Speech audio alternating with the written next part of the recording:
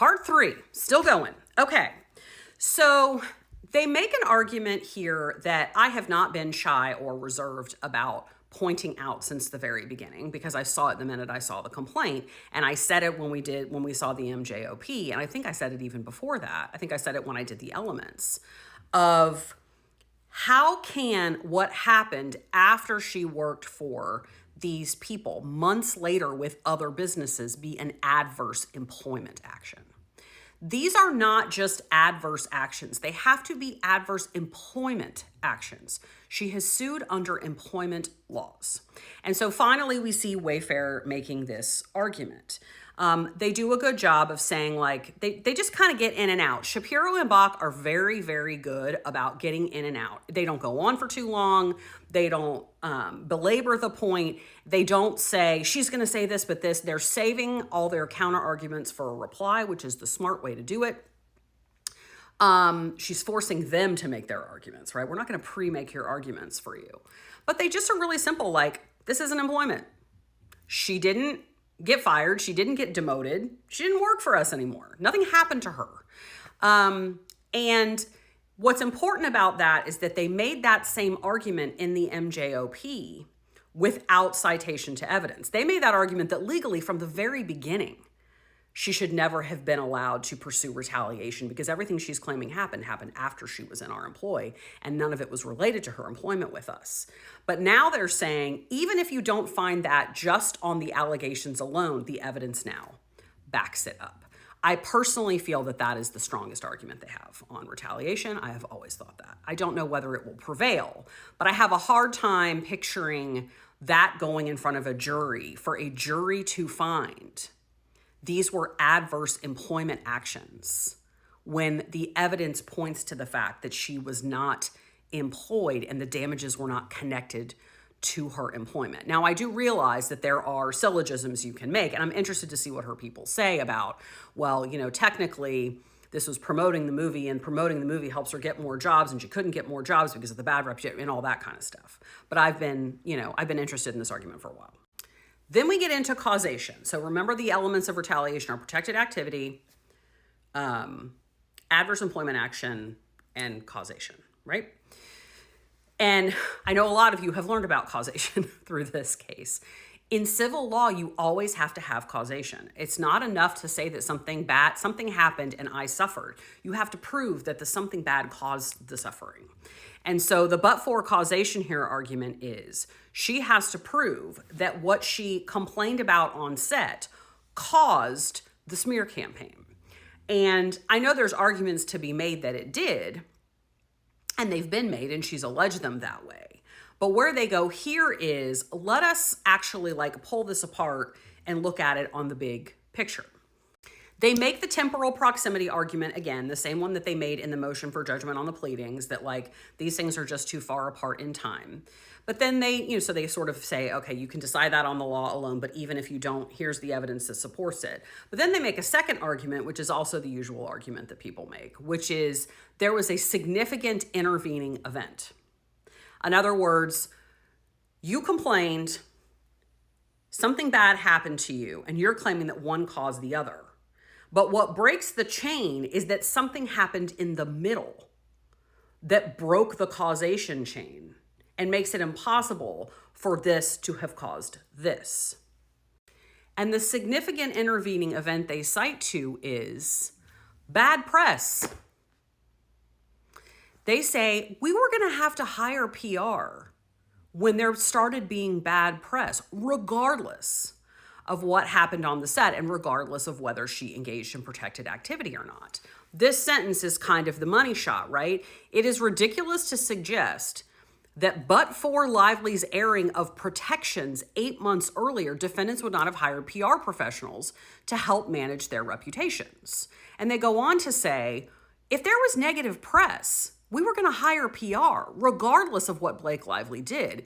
It just so happens in this case that the negative press came from her, which, they kind of argue makes it even worse. But the argument is, you have to prove that the only reason we hired this PR team and did what you're saying we did, even though we deny that we even did that, is because you had complained and not because we are Hollywood people, public figures trying to manage our own reputation. You know? And this is why I've been saying since the beginning, I think that causation, I said in the second video I ever made, I remember the pajamas I was in, that causation on the retaliation was always going to be the hardest part for her. Because there are so many other reasons why people would engage PR and do PR things other than you complaining on set. It could be because she complained on set. It also could be because Wayfarer had an investment in the movie. It also could be because press is central to their jobs. It also could be because of box office numbers. It also could be trying to please Colleen Hoover fans. It also could be, right? So this is sort of where they hit it, is like the fact that we hired PR people was going to happen regardless of what happened with her. It's just the way that Hollywood works. And then we get to the contract arguments, which I know a lot of you are going to love because it infuriates you. Number one, the fact that the contract wasn't signed, but also just, was she an employee or not?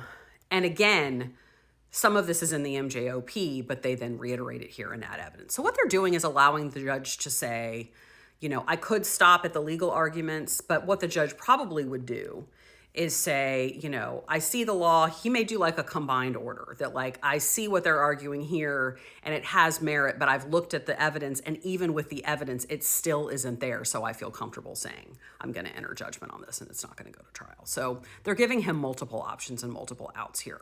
So one of the arguments you may remember is, was she an employee or was she an independent contractor? Because employment laws don't cover independent contractors.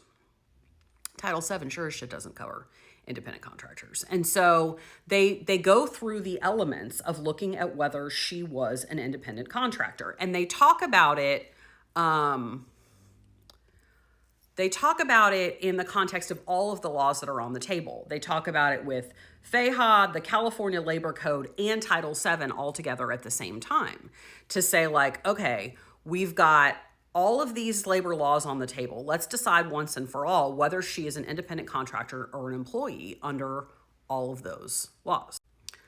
And they go through all the different factors. I'm going to show you some of it.